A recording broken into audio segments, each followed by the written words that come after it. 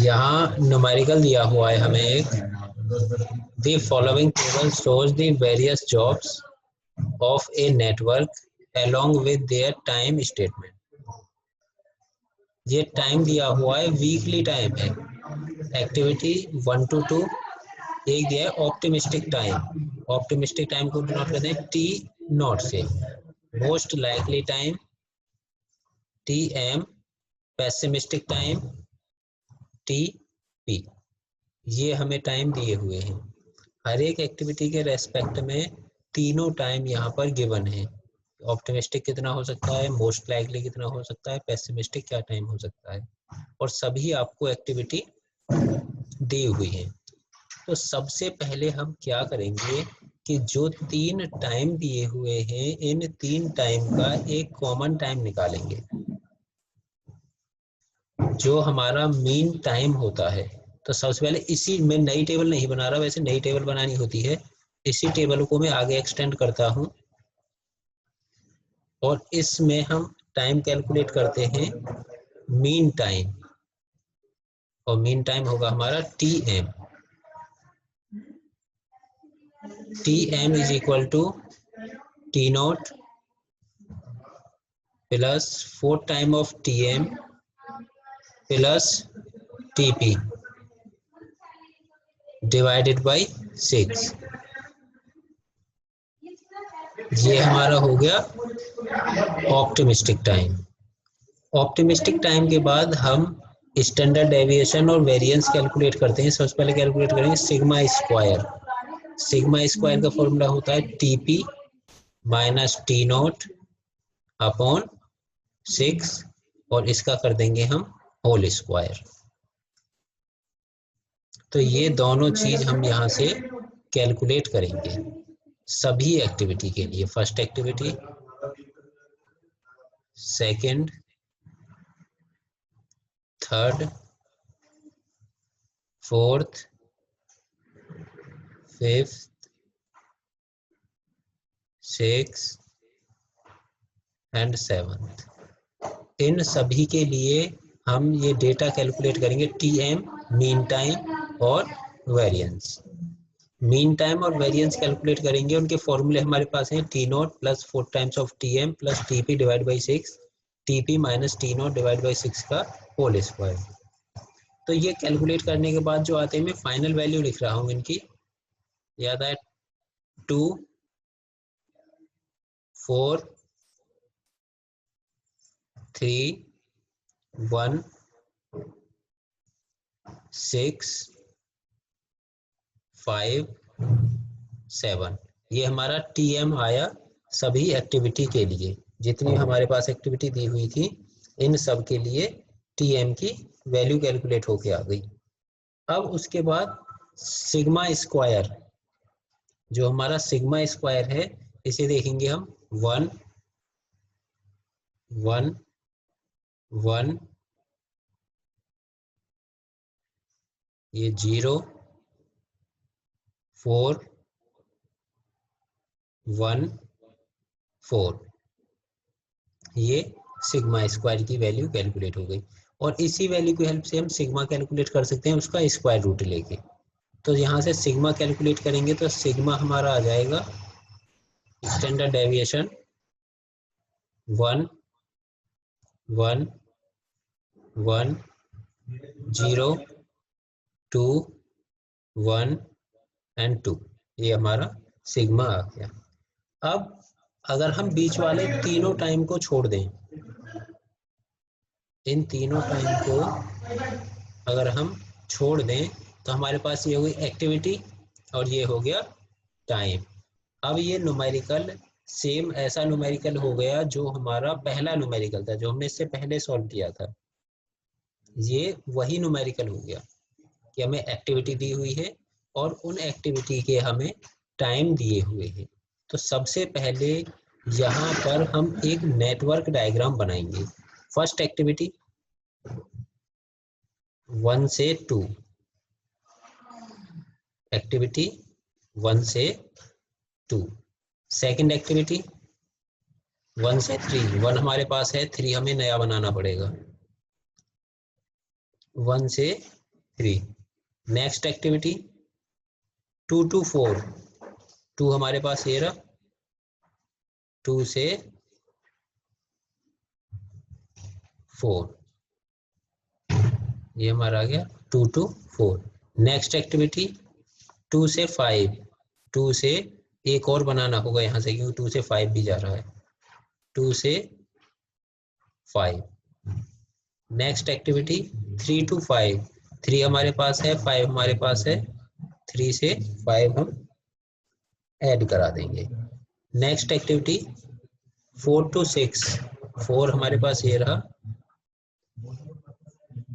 4 से 6।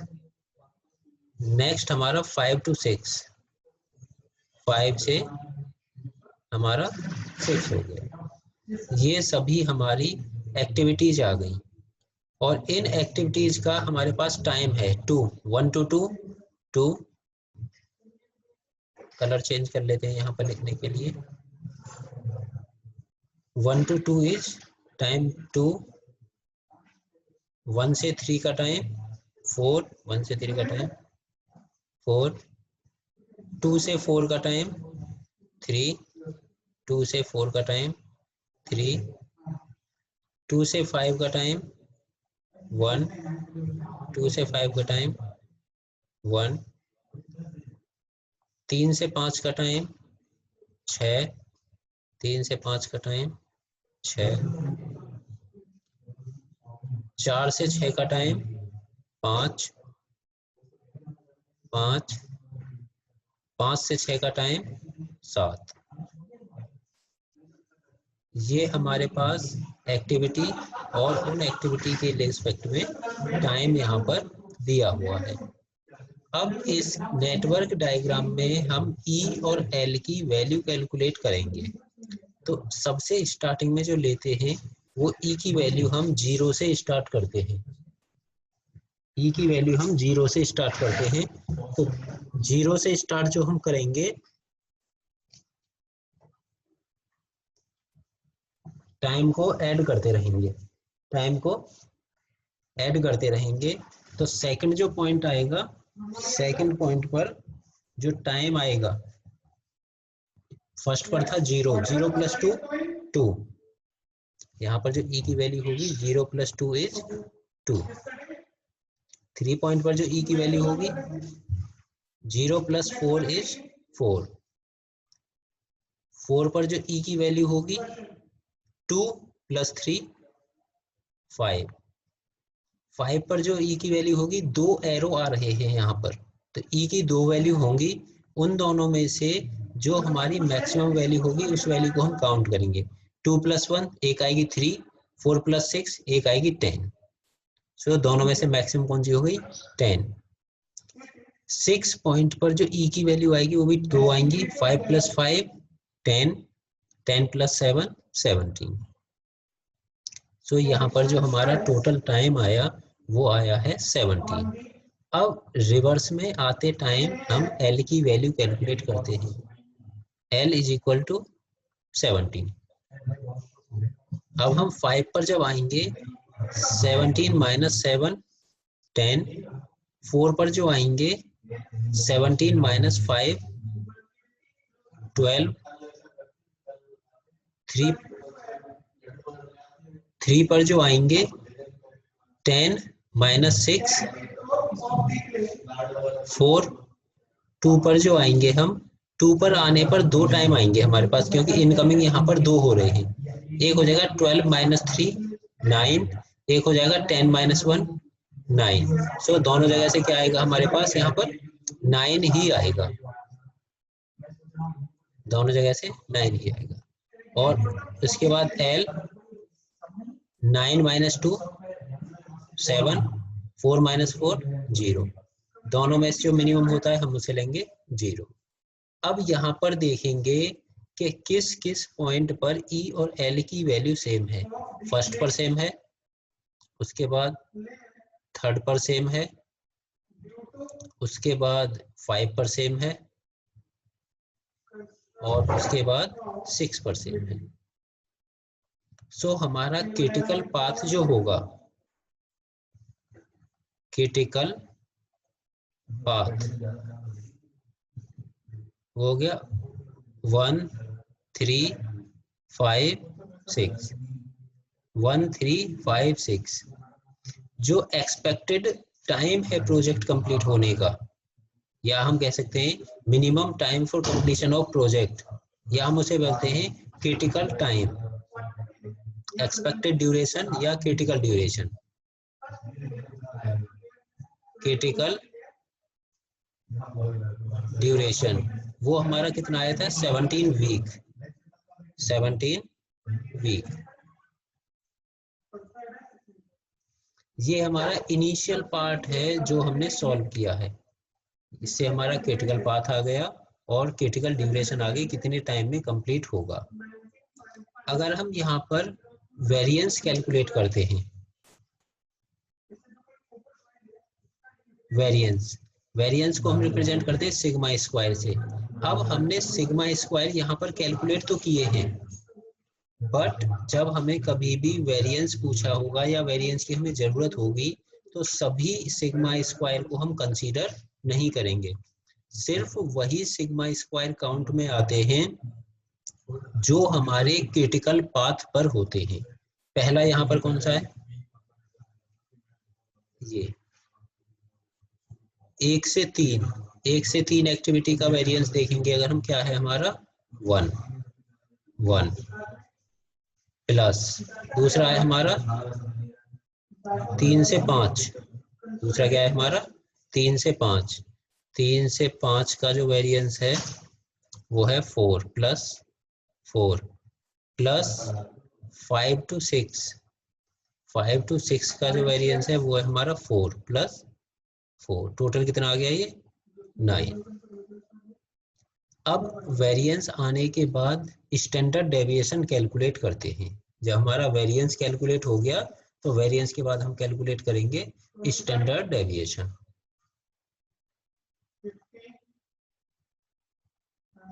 Standard deviation, standard deviation S से denote करेंगे और वो होता है square root of sigma square. Means जो हमारा ये सिग्मा स्क्वायर वेरिएंस आया इसका square root of 9, so 3। Standard deviation हमारे पास आ गया 3। उसके बाद अगर हमें कुछ और पूछा होगा तो वो हम कैलकुलेट करते हैं। जो हमारे पर्ट में, ये हमारा न्यूमेरिकल था पर्ट का, पर्ट में जो न्यूमेरिकल आता है तो मैक्सिमम जो न्यूमेरिकल होगा वो प्रोबेबिलिटी से रिलेटेड होगा कि किसी भी प्रोजेक्ट को इतने टाइम में कंप्लीट करने की प्रोबेबिलिटी क्या होगी। तो यहाँ पर प्रोबेबिलिटी के 3 न्यूमेरिकल दिए हुए हैं, 1 2 3, 3 अलग अलग न्यूमेरिकल हो गए। बट नॉर्मली एक ही टाइप का आता है यूनिवर्सिटी में जो आएगा।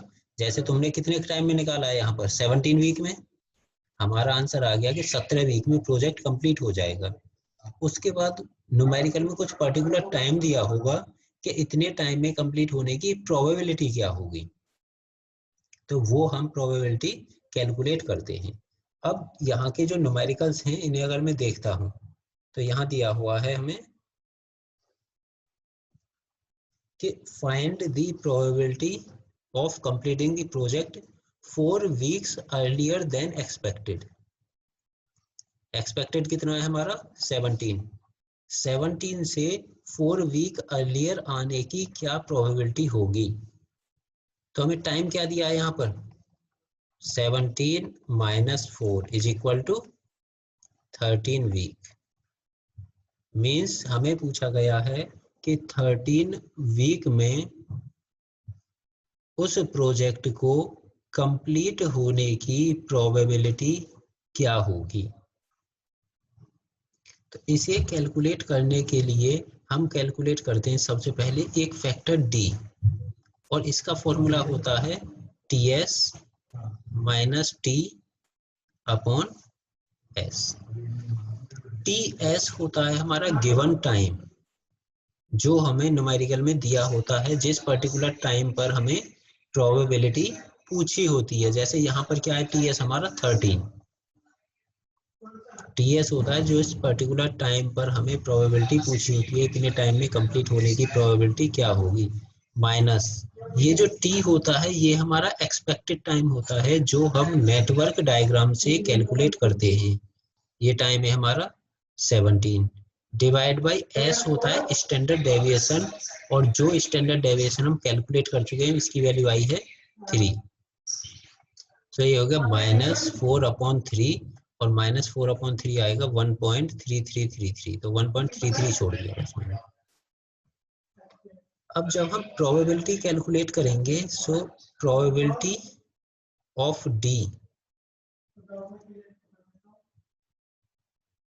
उस पर्टिकुलर वैल्यू के लिए मीन्स 13 वीक के लिए, probability of D is equal to, अगर ये वैल्यू पॉजिटिव आती तो हम ऐड करते, और ये प्रोबेबिलिटी जब हमारी नेगेटिव आती है तो हम इसे सब्ट्रैक्ट करते हैं। ये अब आपने मैथमेटिक्स में ही पढ़ा होगा, मैं उस डिटेल में नहीं जा रहा मैथमेटिक्स वाली में। यहाँ पर मैथमेटिक्स में ये प्रॉपर टॉपिक है, एक चैप्टर है, उस डिटेल में नहीं जा रहा मैं डायरेक्टली बता रहा हूँ कि अगर ये पॉजिटिव दिया होगा हम क्या करेंगे, 0.5 में सॉरी माइनस है यहाँ पर तो माइनस कर देंगे, 0.5 में से माइनस कर देंगे प्रोबेबिलिटी एट 1.33, और इस वैल्यू को हम या तो टेबल से देखेंगे, बट यहाँ पर सिर्फ एक ही न्यूमेरिकल आता है, कभी नहीं भी आता है, इसीलिए ये वैल्यू हमें न्यूमेरिकल में गिवन होती है कि probability at value 1.33 is this,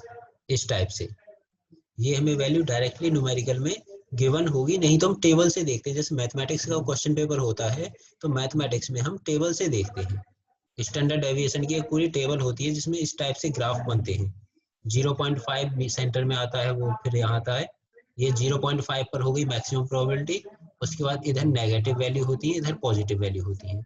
अब ये नेगेटिव आई थी, ये यहाँ आएगी लगभग प्रोबेबिलिटी, ये 0.5 होता है, 0.5, तो ये वैल्यू नेगेटिव में आई, इसलिए 0.5 से भी कम वैल्यू होगी प्रोबेबिलिटी की यहाँ पर, इसलिए हम 0.5 में से इसे माइनस करेंगे। सो 0.5 माइनस 1.33 पर जो प्रोबेबिलिटी आएगी टेबल से वो आएगी 0.4082, ये आ गई 0.0918 मीन्स 9.18%। उस प्रोजेक्ट को 13 वीक में कंप्लीट होने की जो प्रोबेबिलिटी होगी वो होगी 9.18%। इसी में फिर हमें एक दूसरा न्यूमेरिकल दिया हुआ है कि not more than 4 week later than expected, 4 week बाद के लिए। सेकंड पॉइंट, यहाँ टाइम कितना दिया है, 4 दिन बाद, 17 + 4 21 वीक्स। यहाँ भी हम डी की वैल्यू कैलकुलेट करेंगे, TS minus T upon S, TS की वैल्यू 21 हो गई, माइनस टी की वैल्यू 17 अपॉन स्टैंडर्ड डेविएशन 3, 4/3 1.33, ये वैल्यू आई हमारी पॉजिटिव आई तो 0.5 में हम ऐड कर देंगे, यहाँ पर क्या करेंगे हम 0.5 में ऐड कर देंगे। Probability at D is equal to 0.5 plus probability at 1.33, so 0.5 plus 0.4082, ये टोटल वैल्यू आ गई हमारे पास 9082 पॉइंट में, मीन्स 90% प्रोबेबिलिटी आ गई। तीसरा हमें एक और पूछा था वहां पर, एक और क्या पूछा था, इन 19 वीक, तीसरा पार्ट हो गया, क्लियरली वीक लिख के दे दिया यहाँ पर, ना 4 वीक पहले ना 4 वीक बाद ना कुछ भी, टाइम डायरेक्टली दे दिया हमें TS 19 weeks. Similar process D, TS minus T upon S, 19 minus 17 upon S, S की वैल्यू है 3 अपॉन 3 मीन्स 2/3 2/3 हो गया 0.6666, तो 0.667 कर देते हैं, ये हो गया। Probability at D 0.5 plus probability eight value 667, so 0.5 plus 0.251, तो ये आ गया 5 प्लस 5 7 0.751 या 75.1%। ये हमारा न्यूमेरिकल कंप्लीट हो गया। तो पार्ट सीपीएम में जो न्यूमेरिकल थे उसमें हमारे पास टाइम पूछता था, उसमें पूछेगा हमारे पास क्रिटिकल पाथ पूछेगा, प्रोजेक्ट ड्यूरेशन पूछेगा कि प्रोजेक्ट को कंप्लीट होने में कितना टाइम लगेगा, सिलेक्ट पूछेगा, फ्लोट पूछेगा, इंडिपेंडेंट फ्लोट, फ्री फ्लोट और टोटल फ्लोट पूछेगा। ये सारे डाटा पूछ सकता है मैक्सिमम। और जो पर्ट का न्यूमेरिकल होगा, पर्ट के न्यूमेरिकल में हमारे पास 3 टाइम दिए होंगे। पहले उसका एक सिंगल टाइम निकालना होगा, उसके बाद वेरिएंस कैलकुलेट करना होगा, उसके बाद नेटवर्क डायग्राम बनाना होगा, क्रिटिकल पाथ बताना होगा, क्रिटिकल ड्यूरेशन बतानी होगी, और अगर प्रोबेबिलिटी पूछी हुई है इनकी हेल्प से हमें प्रोबेबिलिटी कैलकुलेट करनी होगी। प्रोबेबिलिटी के लिए एक फैक्टर कैलकुलेट करेंगे डी, उस पर्टिकुलर डी फैक्टर पर टेबल की हेल्प से। बट आपको 90% न्यूमेरिकल में, 95% न्यूमेरिकल में जो वैल्यू डी की होती है उस पर प्रोबेबिलिटी डायरेक्टली दी होगी, तो वहां से हम डायरेक्टली लिख देंगे from the given numerical probability at point D this, so final probability of completing in 12 week या 13 वीक जितने वीक दिए हो इज दिस।